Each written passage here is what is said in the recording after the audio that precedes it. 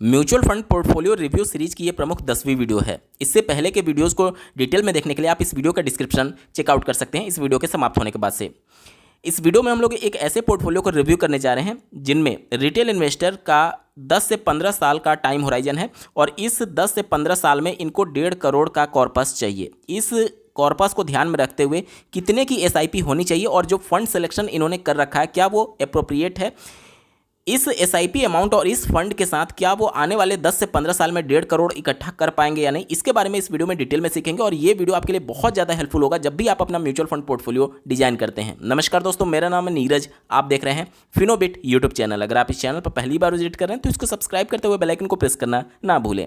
आप अपने स्क्रीन पर देख पा रहे होंगे सर की जो वर्तमान एज है वो 34 साल है और इनकी जो एसआईपी चल रही है वो 6 फंड में चल रही है। आप अपने स्क्रीन पर देख लीजिए। पहला जो इनका फंड है एसबीआई स्मॉल कैप जिसमें इनका 1000 का कंट्रीब्यूशन है, निपॉन इंडिया स्मॉल कैप जिसमें इनका 3000 का कंट्रीब्यूशन है, मोतीलाल ओसवाल मिड कैप जिसमें इनका 4000 का कंट्रीब्यूशन है, जीएम फ्लेक्सी कैप फंड जिनमें इनका 4000 का कंट्रीब्यूशन है, निफ्टी 50 इंडेक्स फंड जिसमें 3000 का और कोटक मल्टी कैप फंड में इनका 2000 का कंट्रीब्यूशन है। अगर टोटल अमाउंट को हम लोग देखें तो 1 3 4 4 8 8 4 12 12 3 15 15 2 17 टोटल 17,000 पर मंथ की इनकी एसआईपी चल रही है। इस अमाउंट के हिसाब से जो इनका टाइम होराइजन है 10 से 15 साल, तो हम लोग मैक्सिमम टाइम भी अगर ले लें 15 साल, तो इस अमाउंट के साथ क्या ये 1.5 करोड़ का कॉर्पस इकट्ठा कर पाएंगे। आप अपने स्क्रीन पर देख पा रहे होंगे एसआईपी कैलकुलेटर के माध्यम से अगर मैं यहाँ पर 17,000 पर मंथ का यहाँ पर एसआईपी सेट करता हूँ और एक्सपेक्टेड रेट ऑफ रिटर्न अगर हम लोग 15% मान लें, क्योंकि लॉन्ग टर्म देखिए आपको ज़्यादा मिलने की संभावना रहती है लेकिन कोई गारंटी तो है नहीं। मान लीजिए मार्केट ने अच्छा परफॉर्म नहीं किया तो हम लोग यहाँ पर 15% लेकर के चल रहे हैं। हालांकि इनका जो कंट्रीब्यूशन है वो स्मॉल कैप और मिड कैप में भी है जो कि अच्छा परफॉर्म कर सकते हैं, लेकिन बहुत ज़्यादा हमें उम्मीद नहीं रखनी चाहिए, इसलिए क्योंकि मार्केट किधर मूव करेगा किसी को भी नहीं पता होता है। तो अगर मैं यहाँ पर 15% का भी अगर रेट ऑफ रिटर्न लेकर के चलता हूँ तो आने वाले 15 साल में जो इनका टाइम होराइजन था 10 से 15 साल, मैं मैक्सिमम टाइम लेकर के चल रहा हूँ 15 साल, तो इनका जो कॉर्पस टोटल बनेगा आप अपने स्क्रीन पर देख पा रहे होंगे। टोटल जो कॉर्पस बन जाएगा वो 1 करोड़ 15 लाख का बनेगा, यानी कि जो इनका टारगेट है 1.5 करोड़ का, 1.5 करोड़ तक पहुंचने के लिए इनको 2 चीज़ें करनी पड़ सकती हैं। या तो जो फंड सिलेक्शन इन्होंने किया है उसमें कुछ ऐसे फंड हैं जो कि इनके इस टारगेट तक पहुंचने में रुकावट उत्पन्न कर सकती है, तो कुछ फंड को इन्हें बदलना चाहिए या फिर अपने एसआईपी के अमाउंट को बढ़ाना चाहिए। अब जो भी आप सक्षम हैं, जिस चीज़ में आप कंफर्टेबल हैं उस चीज़ को आपको यहाँ पर करना चाहिए। अब यहाँ पर पूरे डिटेल में हम लोग बात करेंगे कि क्या क्या संभावनाएं हो सकती हैं और किस फंड्स को आपको रिमूव करना चाहिए और कौन सा नया फंड आपको जोड़ना चाहिए। अंत तक जुड़े रहिएगा। अब जो भी हम लोग फ्यूचर का यहाँ पर कॉर्पस देख पा रहे होंगे उसमें हमें ये भी ध्यान रखना होगा कि जो हमें अमाउंट दिख रहा है कि हमारा 1 करोड़ 15 लाख या फिर जो भी अमाउंट बनेगा वो आज से 15 साल बाद बनेगा और इन 15 साल में महंगाई आसमान छू चुकी होगी। इन्फ्लेशन जिसे आप एक तरीके से समझ सकते हैं कि प्रत्येक वस्तु की जो प्राइस है वो प्रत्येक साल बढ़ रही है, या फिर इसको आप ऐसे समझ सकते हैं जो आपके पैसे की परचेजिंग पावर है वो प्रत्येक साल घट रही है। जैसे कि आज से 10 साल पहले अगर आप देखेंगे तो 100 रुपये में आप काफ़ी पेट्रोल अपनी गाड़ी में डलवा सकते थे, लेकिन आज के डेट में अगर आप देखेंगे तो 100 रुपये में मुश्किल से 1 लीटर पेट्रोल आ रहा है। यहाँ पर आप देख सकते हैं, तो यहाँ पर आप समझ पा रहे होंगे कि आपके पैसे की जो परचेजिंग पावर है वो घट गई है या फिर पर्टिकुलर उस वस्तु का जो प्राइस है वो बढ़ चुका है। तो आने वाले 15 साल में भी जो आपको कॉर्पस मिल रहा है 1 करोड़ 15 लाख, उसका वैल्यू आज के डेट में कितना होगा वो हमें समझना होगा। तो अगर मैं यहाँ पर देखिए मैंने यहाँ पर कैलकुलेट किया है, मैं अगर करेंट कॉस्ट 50 लाख रखता हूँ और 6% इन्फ्लेशन रेट रखा जाए और इन 15 सालों में जो आपका कॉर्पस है फ्यूचर कॉस्ट वो 1 करोड़ 19 लाख के आसपास दिखाया जा रहा है। तो इससे आप समझ पा रहे होंगे कि जो आपको 1 करोड़ 15 लाख के आसपास मिलेगा उसका आज के डेट में जो वैल्यू है वो सिर्फ और सिर्फ 50 लाख है। तो क्या 15 साल बाद आज के पैसे के हिसाब से 50 लाख आपका सफिशियंट होगा आपके रिटायरमेंट के बाद से आपका पूरा खर्च उठाने के लिए, साथ ही साथ उस समय जब आप आज से 15 साल बाद आपके बच्चों की पढ़ाई के लिए या फिर हो सकता है कि उनकी शादी के लिए बहुत मोटा पैसा ज़रूरत पड़े, तो यहाँ पर जो अमाउंट बन रहा है या फिर दिख रहा है आपको 1 करोड़ 15 लाख वो सफिशियंट नहीं होगा इस कंडीशन में आपको इन्फ्लेशन को ध्यान में रख करके ही फ्यूचर को अपने सिक्योर करने के लिए अपने एसआईपी या फिर लमसम अमाउंट को उसी के हिसाब से एडजस्ट करने की जरूरत पड़ती है। पहला फंड जो इन्होंने ले रखा है एसबीआई स्मॉल कैप, जिसमें इनका 1000 का एसआईपी चल रहा है। अच्छा फंड है, बेहतरीन फंड है, कंसिस्टेंट परफॉर्मर रहा है स्मॉल कैप कैटेगरी का, तो इसे आप कंटिन्यू कर सकते हैं। दूसरा फंड जिनमें इन्होंने एसआईपी कर रखा है निपॉन इंडिया स्मॉल कैप, जिसमें इनकी 3000 की एसआईपी चल रही है। ये भी एक अच्छा फंड है, इसको भी आप कंटिन्यू कर सकते हैं। ये दोनों जो फंड हैं वो कंसिस्टेंट परफॉर्मर है और इसे आपको कंटिन्यू करना चाहिए। इसके बाद से तीसरा जो आपका फंड है Motilal Oswal mid cap fund, तो अगर यहाँ पर आप देखेंगे तो 4000 इनकी एसआईपी चल रही है। मिड कैप कैटेगरी का एक बेहतरीन फंड है, इसे भी आप कंटिन्यू कर सकते हैं। तो 3 फंड आपका हो चुका है। इसके बाद से चौथा फंड जो आपका है जेएम फ्लेक्सी कैप फंड, इसमें आपका 4000 का एसआईपी चल रहा है। आप अपने स्क्रीन पर जेएम फ्लेक्सी कैप फंड के बारे में देख पा रहे होंगे। थोड़ा सा मैं फ्लेक्सी कैप कैटेगरी के जो फंड्स होते हैं उनका इन्वेस्टमेंट स्टाइल आपको बताने की कोशिश करता हूँ। जैसे कि आपको ज्ञात होगा कि 3 प्रकार के कैपिटलाइजेशन से रिलेटेड स्टॉक्स होते हैं, लार्ज कैप, मिड कैप और स्मॉल कैप। इसी तीनों में घूम फिर करके आपका पूरा पैसा जाता है। फ्लेक्सी कैप में क्या होता है कि यहाँ पर फंड मैनेजर के ऊपर फ्लेक्सिबिलिटी रहती है। अगर वो चाहें तो पूरा का पूरा पैसा उठा करके लार्ज में डाल सकते हैं, पूरा का पूरा मिड में डाल सकते हैं, पूरा का पूरा स्मॉल में डाल सकते हैं, या फिर अगर वो चाहें तो लार्ज का कुछ प्रोपोर्शन ले सकते हैं, मिड का कुछ प्रोपोर्शन ले सकते हैं और स्मॉल का कुछ प्रोपोर्शन ले सकते हैं। ये मल्टी कैप में होता है, जहाँ पर कोई भी रिस्ट्रिक्शन नहीं है कि लार्ज का कितना प्रोपोर्शन होगा, मिड का कितना होगा और स्मॉल का कितना होगा। लेकिन जब आप बात करते हैं मल्टी कैप कैटेगरी की, तो वहाँ पर फिक्स होता है कि लार्ज का आपको मिनिमम 25% रखना है, मिड का आपको 25% मिनिमम रखना है और स्मॉल का आपको मिनिमम 25% रखना है, और बाकी का जो 25% बचा वो फंड मैनेजर अपने हिसाब से कहीं पर भी एलोकेट कर सकता है। जबकि फ्लेक्सी कैप में क्या होता है कि कोई भी रिस्ट्रिक्शन नहीं है। अगर फंड मैनेजर चाहे, उसे ये लगता है कि मान लीजिए मिड कैप और स्मॉल कैप इस समय अच्छा परफॉर्म करेगी, तो ज़्यादा से ज़्यादा अपना फंड यहाँ पर एलोकेट कर सकता है। अगर उसे ये लगता है कि लार्ज कैप अच्छा परफॉर्म करेगी, तो अपना जो एलोकेशन है इसमें से घटा करके वो लार्ज में डाल सकता है। तो ये फ्लेक्सी कैप कैटेगरी में थोड़ा सा फ्लेक्सिबिलिटी होता है फंड मैनेजर के पास, ठीक है। इनका जो अगला फंड था जेएम फ्लेक्सी कैप, अगर मैं इनका रिकॉर्ड दिखाऊं तो ये फंड लगभग 20.5% के हिसाब से रिटर्न बना करके दे रहा है। और इस फंड में अगर जेएम फ्लेक्सी कैप की बात करें तो यहाँ पर मैं थोड़ा सा टेक्निकल डेटा दिखाने की कोशिश करूँगा। तो इक्विटी में ये 98% का एक्सपोजर है और कैश में 2% का एक्सपोजर है। इसके साथ ही साथ अगर इनका टेक्निकल डेटा देखेंगे तो बीटा का जो वैल्यू है वो 0.94 है। बीटा का जो रेफरेंस वैल्यू होता है वो 1 होता है। यानी कि बीटा हमें ये बताता है कि कोई भी म्यूचुअल फंड जो है वो अपने बेंचमार्क की तुलना में कितना ज़्यादा वोलेटाइल होगा। अगर बीटा 1 के बराबर होगा तो यानी वो फंड जो है वो अपने बेंचमार्क के बराबर ही वोलेटाइल होगा। यानी जितना मार्केट उठेगा उतना ही, बेंचमार्क जितना उठेगा उतना ही ये फंड आपका उठेगा, और बेंचमार्क जितना गिरेगा मार्केट करेक्शन के दौरान तो ये फंड भी उतना ही गिरेगा। चूँकि ये 1 से कम है, इसका मतलब ये हो गया कि ये अपने जो बेंचमार्क है उससे कम वोलेटाइल माना जाएगा। अल्फा का वैल्यू बहुत ज़्यादा ही बेहतरीन है। आप अपने स्क्रीन पर देख पा रहे होंगे अल्फा का वैल्यू लगभग 10.5% के आसपास है। अल्फा हमें यह बताता है कि कोई भी फंड अपने बेंचमार्क से कितना ज़्यादा रिटर्न बना करके देगा। अब जैसे समझिए, मान लीजिए मार्केट में थोड़ा सा उछाल देखने को मिला और मार्केट ने 10% का उछाल लिया, तो ये फंड कितना उछाल लेगा?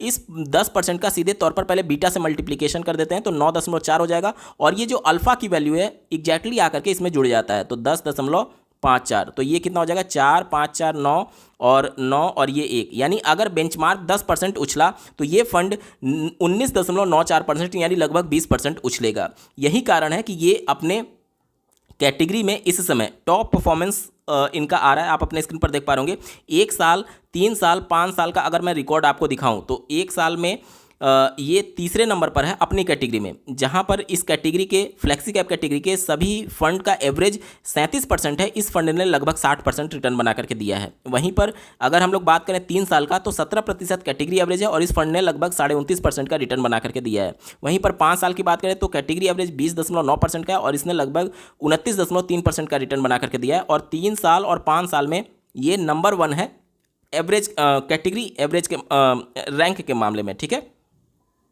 और साथ ही साथ इनका जो एक्सपेंस रेशियो है वो भी डिसेंट है, बहुत ज़्यादा नहीं है और बहुत कम नहीं है, तो अच्छा बोला जाएगा, जिसकी वजह से ये जो फंड है धीरे धीरे करके बहुत ज़्यादा पॉपुलर होता जा रहा है।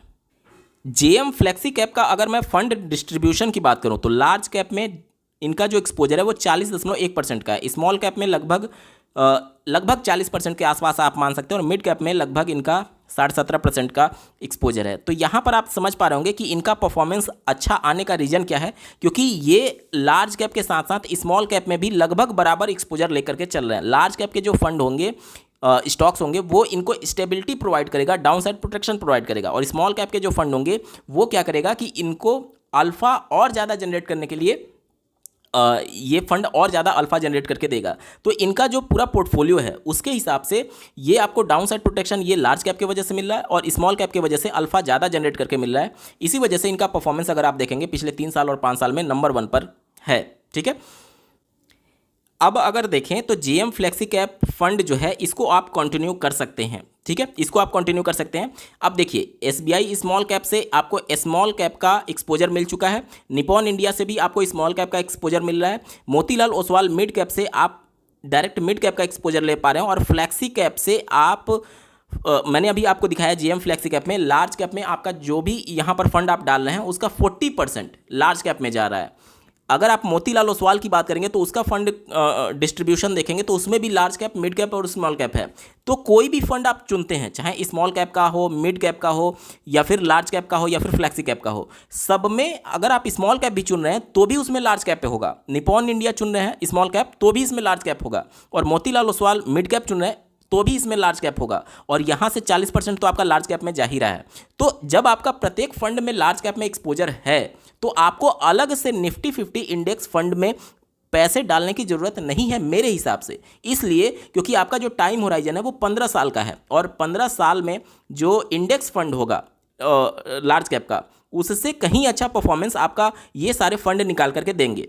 तो मैंने आपको बोला था स्टार्टिंग में कि देखिए, जो आपका टारगेट है वो बहुत बड़ा है, और जो भी आपका अमाउंट है उससे अचीव करना पॉसिबल नहीं हो पाएगा। तो या तो आप अपने अमाउंट को बढ़ाइए, या फिर फंड में आपको कुछ फंड हटाने पड़ेंगे। ये जो फंड है निफ्टी 50 इंडेक्स फंड, ये आपको 12 से 15% का ही रिटर्न बना करके देगा आने वाले 10 से 15 सालों में, क्योंकि पिछले वर्षों का अगर आप पास्ट डेटा देखेंगे तो वो 12 से 15% ही हमें बता रहा है। तो उसके हिसाब से जब आपका लॉन्ग टर्म का विजन है तो आपको यहाँ से एक्सपोजर लेने की मुझे नहीं लगता है कोई खास ज़रूरत है, क्योंकि आप ऑलरेडी जिस भी स्मॉल कैप में या फिर फ्लेक्सी कैप में या फिर मिड कैप में एक्सपोजर ले रहे हैं, वहाँ से आपको लार्ज कैप का एक्सपोजर ऑलरेडी आपको मिल जा रहा है। इसके साथ ही साथ कोटक मल्टी कैप फंड में जो आपने इन्वेस्टमेंट कर रखा है, मल्टी कैप के बारे में मैंने आपको बताया कि यहाँ पर मिनिमम 25% लार्ज, 25% मिड और 25% स्मॉल कैप में एक्सपोजर होगा, बाकी का 25% बचा वो फंड मैनेजर के ऊपर डिपेंड करता है। तो जो मल्टी कैप है वो एग्जैक्टली लगभग परफॉर्मेंस इनका फ्लेक्सी कैप के बराबर होता है। तो जब आपने एक फ्लेक्सी कैप ले लिया है तो फिर दूसरा मल्टी कैप लेने की मुझे नहीं लगता है जरूरत पड़ेगी, क्योंकि यहाँ पर जो लार्ज कैप का आप एक्सपोजर लेंगे वो लार्ज कैप का एक्सपोजर तो आप यहीं से ले रहे हैं, जो आप मिड कैप का एक्सपोजर लेंगे वो तो मिड कैप का एक्सपोजर आप यहीं से ले रहे हैं, जो आप स्मॉल कैप का एक्सपोजर लेना चाहते हैं वो तो आप यहीं से ले रहे हैं। तो मुझे ये लगता है कि आपने जो 6 फंड ले रखा है इसमें से निफ्टी 50 इंडेक्स फंड को हटा देना चाहिए और कोटक मल्टी कैप को हटा देना चाहिए। अब यहाँ से जो हमारा फंड बचा 3000 ये और 2000 ये, यानी टोटल 5000 जो हम ये SIP दोनों बंद करेंगे, इस फंड को हम ऊपर वाले फंड में यहाँ पर फिर से रीएलोकेट करेंगे। तो अभी आप देखें तो स्मॉल कैप में आपने 2 फंड ले रखा है, मिड कैप में आपका 1 फंड है और फ्लेक्सी कैप में आपका 1 फंड है। तो मेरे हिसाब से मिड कैप कैटेगरी का एक और फंड आपको ले लेना चाहिए, एक और फंड ले लेना चाहिए, और मिड कैप में हम एक्सपोजर ज़्यादा से ज़्यादा रखेंगे। ठीक है, तो टोटल जो आपका कॉर्पस में फंड अब होना चाहिए,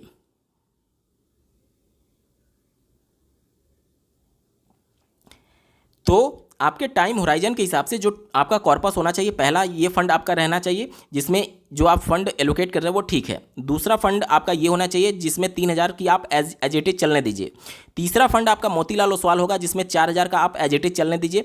चौथा फंड आपका जीएम फ्लेक्सी कैप होगा जिसमें 4000 का एज इट इज आप चलने दीजिए। इसके बाद से जो 5वां फंड आप ऐड कर सकते हैं वो है HDFC का मिड कैप अपॉर्चुनिटी फंड। यहाँ पर ये जो दोनों फंड थे, यहाँ पर इसको हटा करके यहाँ पर मैं आपको बोलूँगा कि आप अपना 4000 यहाँ पर इन्वेस्ट कर दीजिए, और मोतीलाल में 4000 को एडिट करके, अपनी SIP को एडिट करके इसको 5000 कर दीजिए, क्योंकि मोतीलाल का परफॉर्मेंस जो है वो HDFC से थोड़ा सा बेहतर है रिटर्न के मामले में। तो यहाँ पर आप देख सकते हैं कि अब आपका जो टोटल कॉर्पस हो जाएगा उसमें 5 फंड हो जाएंगे, और यहाँ पर मिड कैप का जो एक्सपोजर है वो आपने 9000 रखा है। टोटल जो आपकी SIP जा रही है 17000, उसमें से मिड कैप का अगर हम लोग देखें तो 9,000 मिड कैप में जा रहा है, 5,000 आपका मोतीलाल ओसवाल में और 4,000 एचडीएफसी मिड कैप में। तो मिड कैप में 9,000 जा रहा है। इसके बाद से स्मॉल कैप की बात करें तो स्मॉल कैप में आपका 3,000 ये और 1,000 ये, 4,000 आपका स्मॉल कैप में जा रहा है। और फ्लैक्सी कैप की जब बात करते हैं तो फ्लैक्सी कैप में आप देख सकते हैं, फ्लैक्सी कैप में आपका जा रहा है 4,000। तो सबको जोड़ देते हैं तो 9 4 13, 13 4 17 आपका टोटल यहाँ पर हो चुका है। तो यहाँ पर आपको समझना यह है कि देखिए मिड कैप में जो भी फंड आप ले रहे हैं उसमें लार्ज कैप का भी एक्सपोजर होगा, मिड का भी होगा। स्मॉल कैप में भी जो लेंगे तो लार्ज और मिड दोनों का होगा, और फ्लैक्सी कैप में तो लार्ज मिड और स्मॉल तीनों का आपको एक्सपोजर मिल ही रहा है।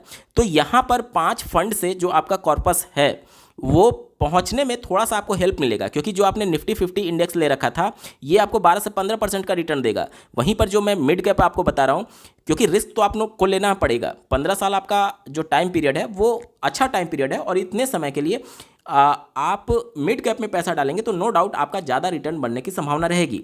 तो यहाँ से जो आपको रिटर्न बनेगा मिड कैप में, वो आप मान सकते हैं कि 17 से 20% के आसपास आपको मिलने की संभावना रहेगी, 17 से 20%। और स्मॉल कैप में आप मान सकते हैं कि लगभग 18 से 21% के आसपास मिलने की संभावना रहती है। ये सिर्फ और सिर्फ एक्सपेक्टेड है, हालांकि इतना हमें एक्सपेक्ट नहीं करना चाहिए, फिर भी जो पास्ट डेटा हमें बताता है उसके हिसाब से मैं आपको बता रहा हूँ। ठीक है, आपका एक्सपेक्टेशन कम रहना चाहिए, क्योंकि मार्केट कब किस तरफ मूव करेगी कोई नहीं बता सकता। ठीक है, तो यहाँ पर अगर हम लोग देखें जो मैंने आपको कॉर्पस बताया उसके हिसाब से आप अपने कॉर्पस को एडिट कर सकते हैं। यहाँ पर मैं बिल्कुल बता दूं कि ये सिर्फ और सिर्फ एजुकेशन पर्पस के लिए वीडियो बनाई जा रही है। तो जो भी आप एडिट करेंगे या फिर जो भी फंड को ऐड करेंगे वो प्रॉपर रिसर्च के बाद ही करिएगा। ठीक है, मिड कैप का एक्सपोजर ज़्यादा रखने का मेरा मेन पर्पज़ ये है कि मिड कैप के जो फंड होते हैं वो स्मॉल कैप से थोड़ा कम वोलेटाइल होते हैं, और रिटर्न के मामले में लार्ज कैप से ज़्यादा रिटर्न आपको बना करके देते हैं। तो इस हिसाब से चूंकि आपका टाइम पीरियड 15 साल का है तो उसके लिए मिड कैप कैटेगरी आपके लिए बेस्ट ऑप्शन हो सकता है। इसीलिए टोटल 17,000 का जो आपका